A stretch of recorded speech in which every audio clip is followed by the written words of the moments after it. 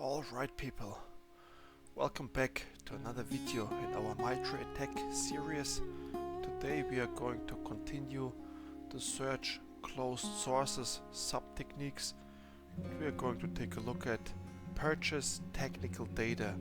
It's the second and last sub-technique of T1597 search closed sources. So let's take a look here. This time, since the name is so long, I have to simply copy it like that. There we go. Same result, I think. And yeah, let's take a look at this. Switching to reading mode and see what we can find here. So we are again in the reconnaissance phase. No platforms, fairly new technique, recently updated, and again nobody who wants to take credit for this research. You will see in a moment why. It's because the research lacks in depth a little bit, so there's potential to increase the level of detail. This could be you. But let's see what they're writing here. So adversaries may purchase technical information about victims that can be used during targeting. Yeah, purchase technical information, so IP addresses for example that you could buy, or yeah, maybe somebody has a plan of their infrastructure, about the network diagram, stuff like that. Information about victims may be available for purchase within reputable private sources. I'm not sure about that. Reputable private sources should not have information about victims, but I'm not sure. Let's see on the later on what research they did on this. And databases such as paid subscriptions to feeds of scan databases and other data aggregation services. Adversaries may also purchase information from less reputable sources such as dark web or cybercrime black markets. So for example here on MITRE attack, that's not a closed source to begin with, but still you wouldn't find any actionable information here on targets. You won't find it here. You find information about the hacker groups here, but you won't see a company name here, I think, and that gives you instructions how to breach it. I can't imagine that. But on closed sources, who knows, maybe. What else do they write? Adversaries may purchase information about their already identified targets or use purchase data to discover opportunities for successful breaches. Yeah, that's true. So on closed sources, especially in the less reputable ones, you can find targeting information for sure, but not on the reputable sources. Threat actors may gather various technical details from purchase data, including, but not limited to, employee contact information, okay, credentials, or specifics regarding a victim's infrastructure. That's what I meant with the network diagrams and stuff. Information from these sources may reveal opportunities for other forms of reconnaissance. Phishing, yes. Search open websites, yes. Establish operational resources. We will cover that. Develop capabilities and obtain. And then external remote services and valid accounts. We covered that partially.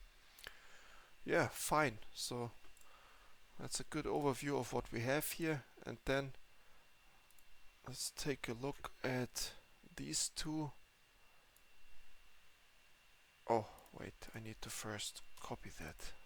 I forgot. And now I think we can. Yes.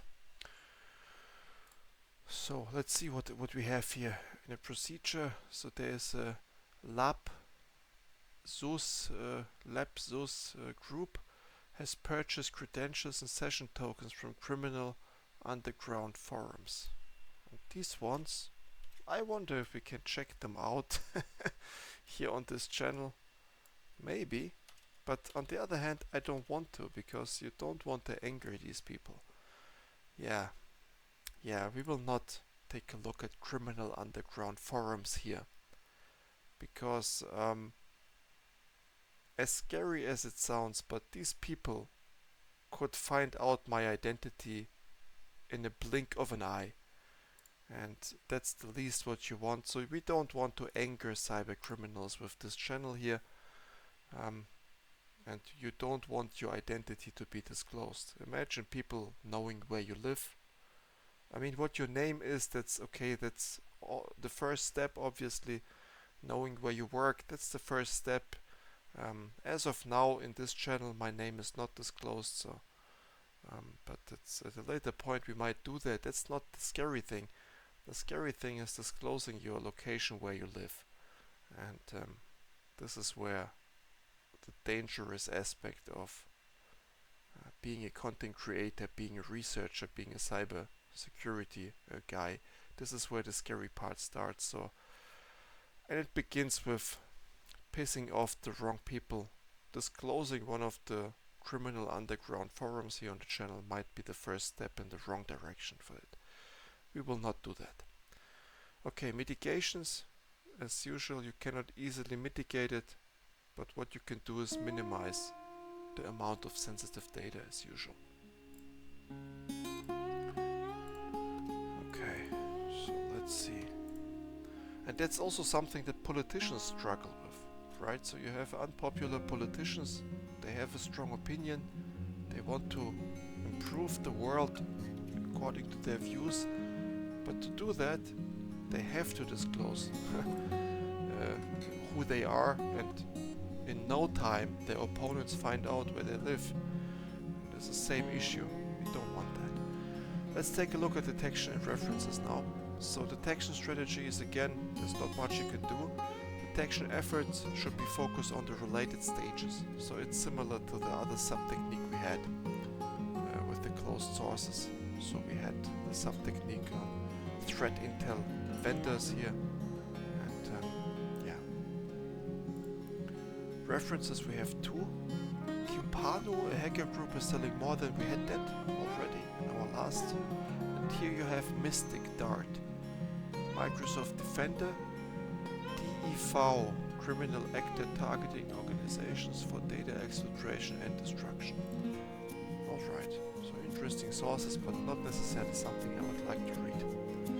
But yeah, so far so good, right? So we now covered the second and last sub-technique, purchase technical data in the search closed sources. We have now an understanding of what it means, where to locate it in the adversary life cycle, or the kill chain as I simply call it. We know some procedures, indications that there's not much you can do. Detection strategy, again, not much you can do, but one thing to point out here, feel free to extend the research on this technique. There is potential to do so here. Yeah, so far so good. Thank you people for watching. Thank you for, as usual, for spending time on cybersecurity. This is time well spent. And see you then in the next video. Goodbye.